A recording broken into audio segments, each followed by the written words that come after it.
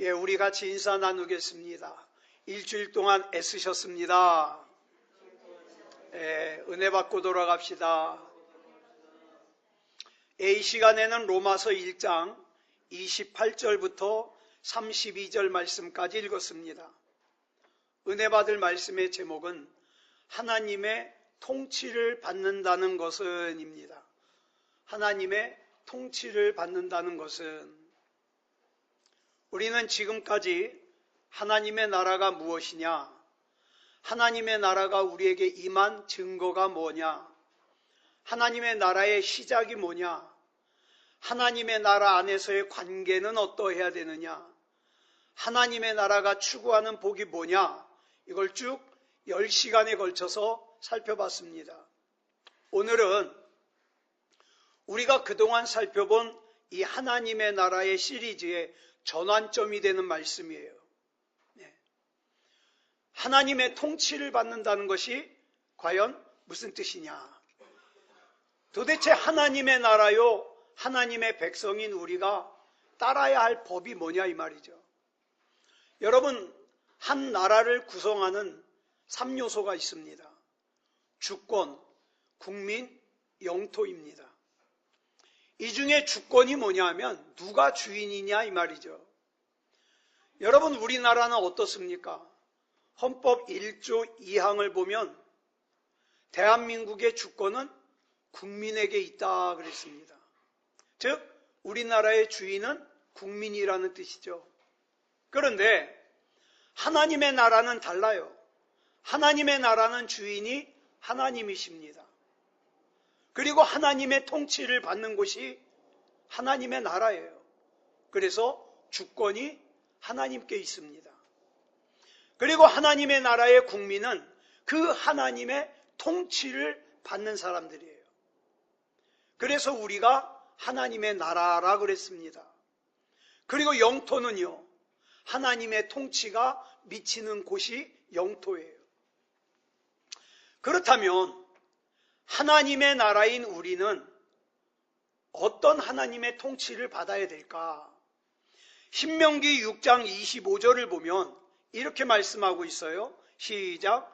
우리가 그 명령하신 대로 그 모든 명령을 우리 하나님 여호와 앞에서 삼가 지키면 그것이 곧 우리의 의로움이니라 할지니라. 즉, 우리가 하나님의 명령인 율법을 100% 지키면, 다시 말해서 우리가 100% 하나님 말씀대로 살면 우리가 구원받을 수 있다는 뜻이에요. 의인이 될 수 있다는 뜻이에요. 문제는 우리에게는 하나님의 율법을 100% 지킬 수 있는 능력이 없다는 게 문제예요. 여러분, 아담 이후로 모든 인간들을 통틀어서 하나님의 율법을 100% 지켜서 구원을 받고 의롭게 된 사람은 한 사람도 없습니다. 만약 여러분이 100% 하나님의 율법을 지켜서 구원을 받고 의롭게 된다면 최초의 사람이 될 거예요. 그런데 자 보세요. 여러분이 지금까지 하나님의 율법을 100% 다 지켰다 하더라도 임종하기 바로 직전에 거짓말을 한다든가 누군가를 미워하는 것을 풀지 못하고 임종을 한다면 하나님의 율법을 어기는 거죠.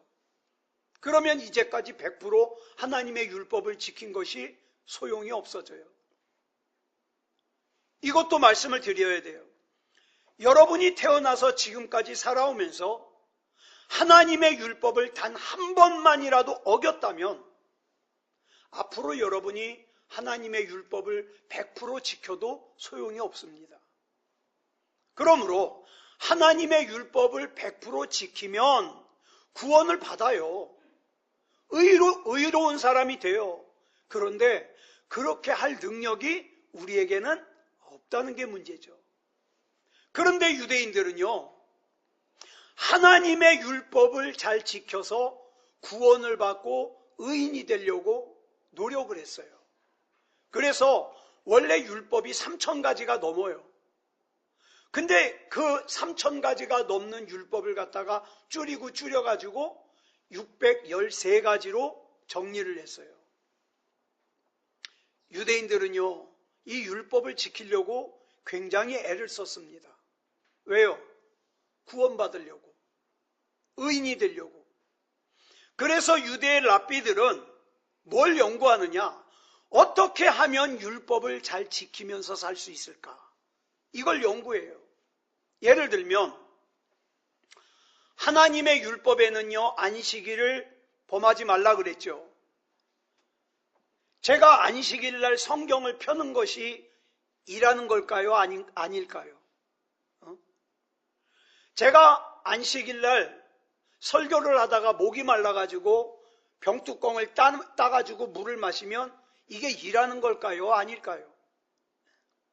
그래서 유대의 아주 유명한 랍비들이 모여가지고 무엇이 일이고 무엇이 일이 아닌지를 36가지로 정리를 했어요.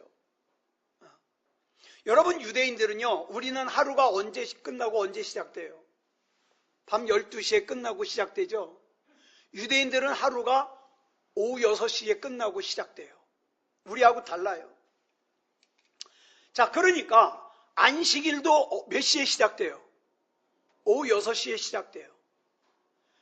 그런데 어떤 어머니가 바느질을 하다가 갑자기 다른 할 일이 생겨가지고 바느질하던 바늘을 여기다가 껴놓고 그 일을 했어요. 그러다가 다시 바느질을 하려고 앉았어요. 근데 6시가 넘어버렸어요. 깜빡 잊고서 여기에 꽂아놓은 바늘을 못 빼놨어요. 자, 그러면 그 유대 문헌에 보면 바늘을 꽂은 상태로 한 발 움직이는 건 괜찮아요. 그런데 2발 이상 움직이면 짐을 나르는 것이 돼가지고 안식일을 범하는 것이 됩니다. 농부가 밭에서 씨를 뿌리다가 자기도 모르게 뿌리던 씨가 주머니에 들어갈 수 있죠. 씨가 주머니에 하나가 들어가면 괜찮아요. 그런데 주머니에 씨가 2개 이상 들어가 있는 것을 확인한 상태에서 움직이는 것은 안식일을 범하는 것이 돼요.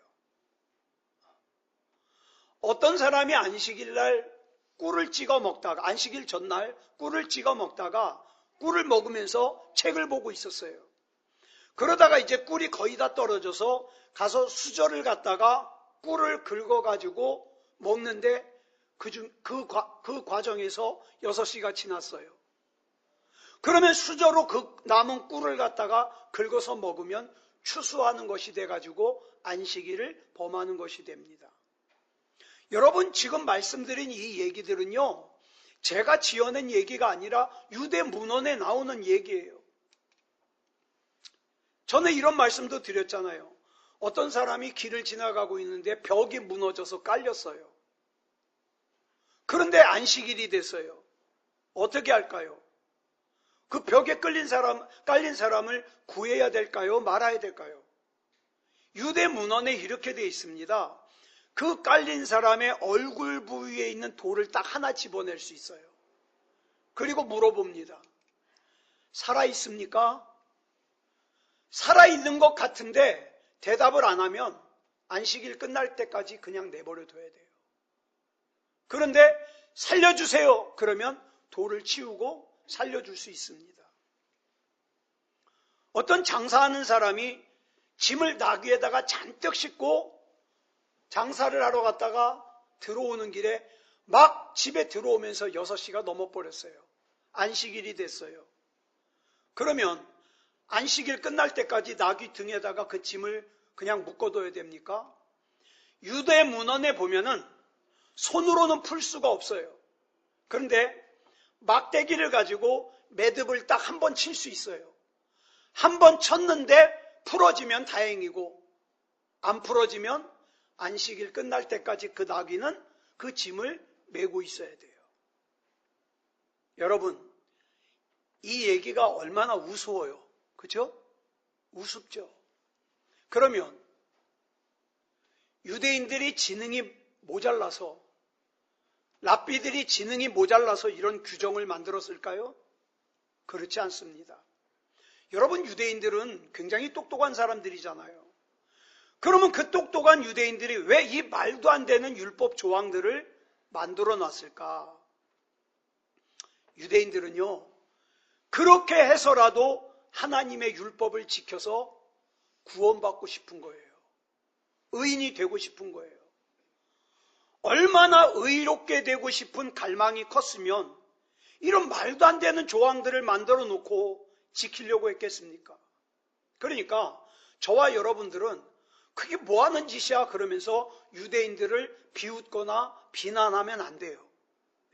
오히려 의롭게 되고자 하는데 관심이 없어서 하나님을 무시하고 예배를 무시하고 자기 소견에 옳은 대로 사는 사람들이 더 문제인 거예요. 의에 대한, 하나님의 말씀에 대한 이 유대인들의 열심과 경외심은요, 우리가 따라갈 수가 없어요. 유대인들은요, 자기네들이 그렇게 하면 다른 사람들이 비웃는다는 거 알아요. 아, 그렇게까지 해야 돼? 비웃는다는 거 알아요. 그럼에도 불구하고 유대인들은 어떻게 해서든지 의로운 사람이 되고 싶은 거예요. 그래서 이 유대인들의 의롭게 되고자 하는 갈망, 또 구원받고 싶은 갈망이 정말 특별해요. 그런데 이렇게 하나님의 율법을 지켜서라도 의를 얻고 싶은 이유가 뭐냐? 가장 큰 이유는요, 하나님의 진노를 피하고 싶어요. 로마서 1장 18절 보겠습니다. 시작. 하나님의 진노가 불의로 진리를 막는 사람들의 모든 경건하지 않음과 불의에 대하여 하늘로부터 나타나나니. 이스라엘 백성들이 왜 그렇게 의를 얻으려고 애를 썼냐 하면, 불의하면 의를 얻지 못하니까. 의를 잃어버리면 구원도 구원이지만 하나님의 맹렬하신 진노가 임하니까. 그래서 의롭게 되고 싶은 거예요. 사람들이 이상한 짓 한다고 조롱을 하고, 심지어는 자기 생각에도 어리석은 행동 같지만 하나님의 율법을 지키려고 그렇게 애를 쓰는 거예요. 자, 그러면 여기서 말하는, 저 애기 소리 나도 괜찮으니까 들어와 있으라 그래요. 괜찮아. 네. 자, 여기서 말하는 불이라는 말은요, 구약적인 용어이고, 이 단어를 신약적인 용어로 바꾸면요, 죄입니다, 죄. 그러니까 불의한 자는 곧 뭐예요? 죄인이에요. 율법을 한 번이라도 어긴 사람, 죄인입니다. 죄인은 절대로 하나님의 맹렬한 진노를 피할 수가 없어요. 그럼 도대체 이 죄라는 게 뭐냐 이 말이죠. 여러분, 뭐가 죄예요? 남의 것 도둑질하면 죄입니까? 싸우면 죄예요? 시기하면 죄예요? 음란한 마음을 품으면 죄입니까? 탐심을 가지면 죄예요? 여러분 잘 들으세요. 그건 죄가 아니에요. 그건 죄의 결과예요. 이건 죄가 아니에요. 죄가 있기 때문에, 이미 죄가 있기 때문에 맺어지는 열매고 결과예요. 오늘 이 자리에 있는 저와 여러분들 회개 한 번도 안 한 분은 없잖아요. 그런데 그렇게 회개했다 그래서 같은 죄를 또다시 안 지었습니까? 여러분은 어떤지 모르지만 저는 회개를 하고서요, 같은 죄를 또 졌어요. 그리고 또 회개했어요. 왜 그런지 아십니까? 우리가 말하는 그 죄는요, 사실은 죄의 열매예요. 죄의 근본, 죄의 본질을 해결하지 않는 한 이 죄의 열매들은요, 반드시 또 나타납니다. 거미를 제거하지 않으면 거미줄은 반드시 또 생겨요. 그것이 우리 그리스도인들로 하여금 좌절하게 하는 거예요. 나 자신에게 실망하게 하는 거예요. 아니, 내가 이 정도밖에 안 되는 사람인가? 내가 이 정도 죄도 못 이기는가? 실망하는 거예요, 나에게. 그러면 우리가 아는 죄가 죄의 열매요, 죄의 결과들이라면 죄의 본질은 뭘까요? 뭐가 죄일까요? 로마서 1장 21절에 보니까 죄의 본질을 설명하고 있어요. 같이 읽겠습니다. 시작. 하나님을 알되 하나님을 영화롭게도 아니하며 감사하지도 아니하고.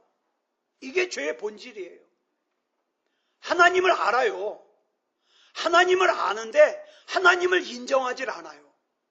하나님을 인정하지 않으니까 하나님을 영화롭게도 안 해요.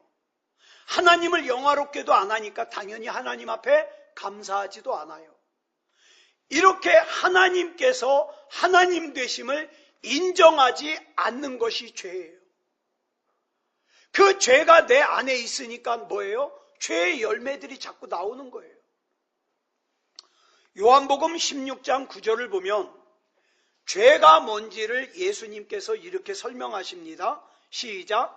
죄에 대하여라 함은 그들이 나를 믿지 아니하며. 예수님께서는 말씀하시기를 예수님을 믿지 않는 것이 죄래요. 이게 죄의 본질이에요. 예수님을 믿지 않으니까 예배를 안 드려요. 예수님을 믿지 않으니까 자기 마음대로 살아요. 예수님을 믿지 않으니까 죄를 짓고도 아무렇지도 않아요. 예수님을 믿지 않으니까 기도 안 해요. 이 죄의 본질, 즉 예수님을 믿지 않는 문제를 해결하지 않는 한 죄의 열매는 계속 나와요. 예? 죄의 결과들은 계속 나와요. 우리 간혹 아버지 학교, 어머니 학교 같은 데서 교육을 받고 사람이 변하는 경우가 있습니다. 예전에 우리 김재원 장로님도 아버지 학교를 하고 나서 그때 많이 변하셨잖아요. 자, 왜 변했을까요? 특별한 거 배워서 변한 거 아니에요. 그 교육 과정 가운데서 하나님을 만났기 때문에 변하는 거예요. 하나님을 만나니까 삶의 열매가 달라져요. 삶의 결과들이 달라지는 거예요. 여러분 사무엘상 2장 12절로 17절을 보면 엘리 제사장의 두 아들인 홈니와 비느하스의 죄가 쭉 나와요. 하나님께 제사를 드리고 나면 제사장이 고기를 가져가야 되는데 자기가 가져가면 안 되는 부위를 갖다가 자기가 가져가요. 심지어는 하나님께 바치기도 전에 생고기가 좋다고 구워 먹으려고 생고기를 가져가요. 성전에서 일하는 여자들과 간음을 저질러요. 그런데 17절을 보니까 홈니와 비느하스가 왜 이런 잘못을 저질렀는지 원인을 설명하고 있어요. 원인을 뭐라 그랬습니까? 시작. 이 소년들의 죄가 여호와 앞에 심히 크면 그들이 여호와의 제사를 멸시함이었더라. 홈니와 비느하스가 여호와의 제사를 멸시했기 때문에 재물을 강탈해 간 거고 성전에서 일하는 여자들과 간음을 저지른 거고 그런 죄를 저지르더라는 거예요. 아담과 하와가 선악과를 따먹었습니다. 사탄 마귀가 하와를 뭐라고 속였습니까? 창세기 3장 15절을 보니까 너희가 그것을 먹는 날에는 너희 눈이 밝아져서 하나님같이 될 수 있다고 속여요. 여러분, 알게 모르게 우리 안에는요, 내 자신이 내 삶의 주인이 되고 싶은 욕심이 있어요. 내 마음대로 살고 싶어요. 내 삶을 내가 결정하고 싶어요. 이것이 바로 성경에서 말하는 죄의 본질입니다. 그런데 사탄 마귀가 우리 안에 있는 자기가 하나님같이 되고자 하는 그 본성이 있다는 걸 알고 어떻게 해요? 선악과 먹으면 네가 하나님같이 돼. 이렇게 속이는 거죠. 여러분, 어떤 존재가 하나님이 되려면 두 가지 조건이 필요합니다. 첫째, 전능해야 됩니다. 모든 걸 알 수 있어야 돼요. 둘째, 전지해야 됩니다. 전능은 모든 걸 할 수 있어야 돼요. 그 다음에 전지는 모든 걸 알 수 있어야 돼요. 이 전능함과 전지함이 하나님이 되기 위한 필수 조건이에요. 여러분, 우리 사람들 중에 공부 많이 하고 공부 잘한 사람들 있잖아요. 학벌이 기가 막히게 좋은 사람들이 있어요. IQ가 높은 사람이 있어요. 또 돈이 아주 많은 사람이 있어요. 자, 학벌이 좋아요, 스펙이 좋아요, IQ가 높아요, 돈이 많아요. 유능하다 그럽니까? 전능하다 그럽니까? 유능하다 그래요. 그건 전능한 게 아니에요. 그런데 사람들이 착각하는 게 유능한 것을 전능하다고 착각하는 거예요. 그래서 뭔가 좀 힘이 있으면 자기 인생을 자기 마음대로 결정을 해도 된다고 생각해요. 절대로 착각하면 안 되는 것이 유능은 전능이 아니에요. 인간이 절대로 흉내조차 내서는 안 되는 것이 있는데 그게 뭐냐? 하나님이 되려는 거예요. 그런데 사탄 마귀는 우리 인간에게 하나님이 될 수 있다고 속입니다. 네 미래를 네가 결정할 수 있어. 네 인생은 네 것이야. 자꾸 속이죠. 사탄 마귀가 아담과 하와를 속인 것도 바로 그거예요. 자, 보세요. 그렇게 속이면 무슨 문제가 생기는지 아십니까? 자기가 하나님이 되면 하나님의 통치를 안 받으려고 그래요.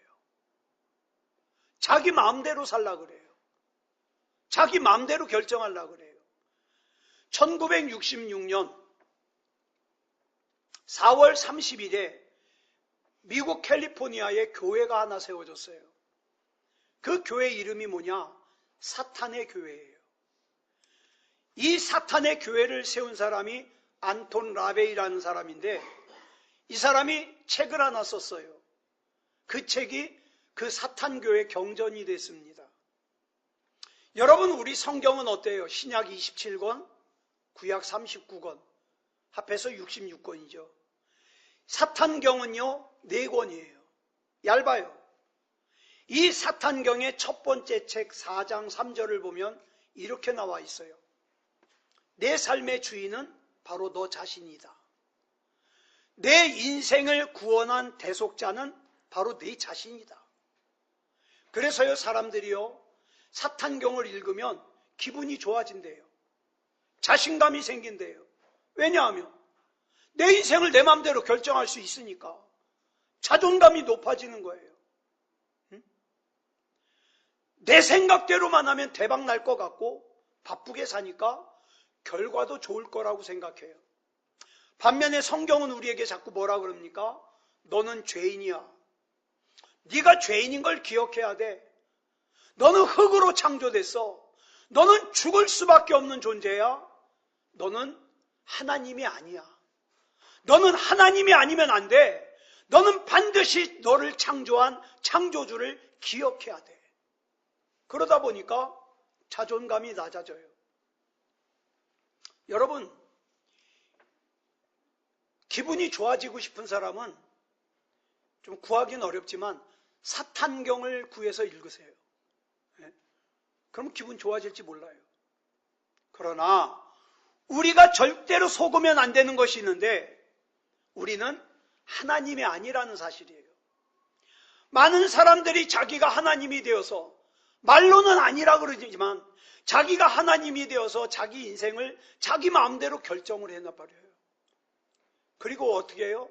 잘못되면 하나님 원망해요.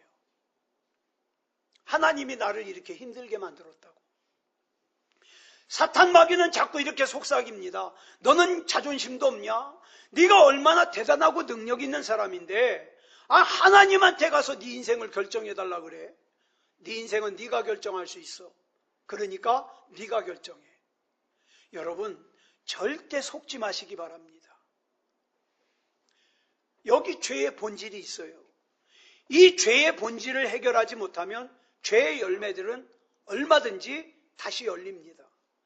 이 죄의 문제를 해결하지 못한 불의한 자에게 임하는 것이 뭐예요? 하나님의 진노예요. 하나님의 진노. 이 하나님의 진노가 어떻게 임할까요? 로마서 1장을 보면 의미심장한 단어를 3번 반복을 합니다. 하나님의 진노를. 차라리 하나님의 진노가 회초리로 징계로 나타나면 그거 맞고 정신 차리면 되겠는데 하나님의 진노가 어떻게 나타나는가? 로마서 1장 24절 보겠습니다. 시작. 그러므로 하나님께서 그들을 마음의 정욕대로 더러움에 내버려 두사 그들의 몸을 서로 욕되게 하게 하셨으니. 더러움에 내버려 두셨다는 거예요. 26절 보겠습니다. 시작. 이 때문에 하나님께서 그들을 부끄러운 욕심에 내버려 두셨으니. 부끄러운 욕심에 내버려 두셨다는 거예요. 예?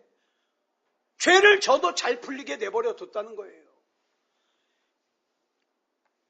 28절 보겠습니다. 시작.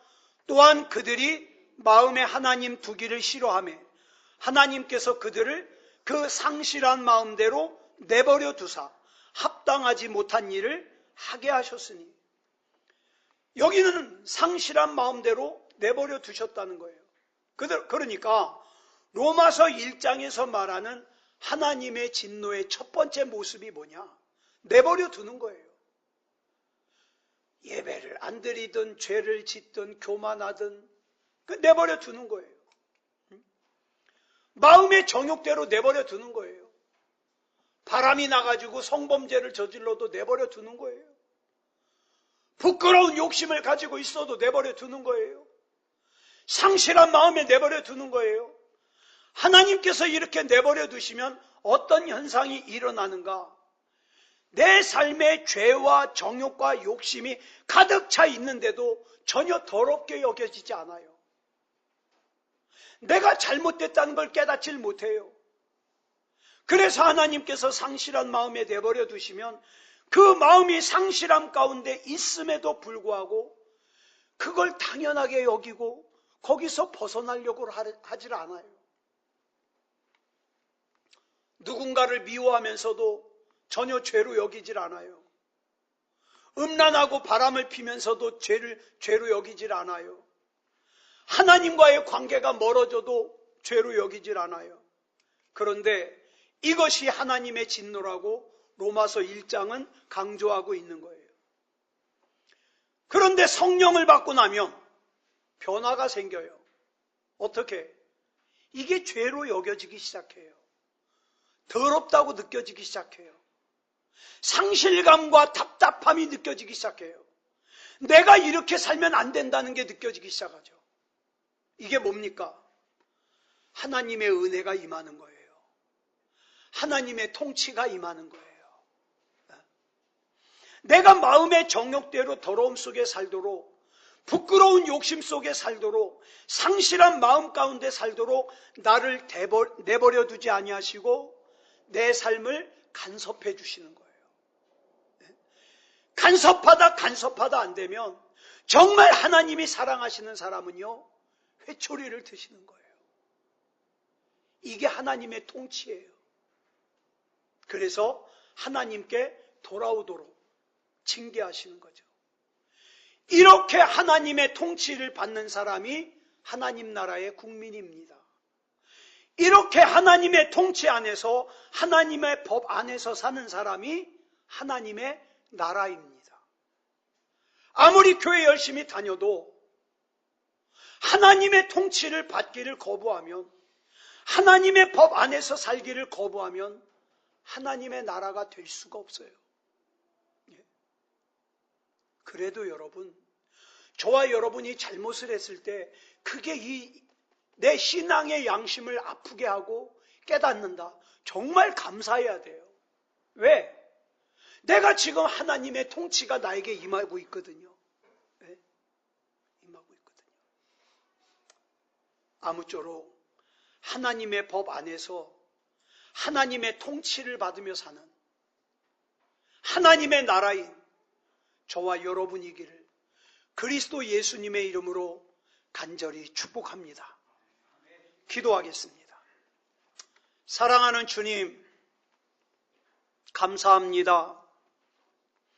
이제까지 우리가 하나님의 나라를 11시간에 걸쳐서 쭉 살펴보고 있는데, 중요한 것은 하나님의 통치를 받는 겁니다. 내가 죄를 지면서도 죄라는 걸 모르는 것은 너무나도 저주입니다. 그나마 죄라는 걸 깨달으면 죄에서 돌이킬 수 있는데, 하나님, 우리 한 사람 한 사람에게 이런 하나님의 통치가 임하기를 원합니다. 하나님의 뜻이 깨달아지고 하나님의 뜻대로 살기를 원합니다. 하나님 붙잡아 주시옵소서. 죄를 죄로 여기게 하시고 죄를 더럽게 여기게 하시고 죄로 인한 상실감과 답답함을 느끼게 하시고 하나님 앞에 돌이킬 수 있는 그 은혜가, 그 하나님의 통치하심이 임하게 하여 주시옵소서. 우리 하나님께서 늘 붙잡아 주시고 책임져 주실 줄 믿사오며 그리스도 예수님의 이름으로 감사하며 기도드렸사옵나이다. 아멘.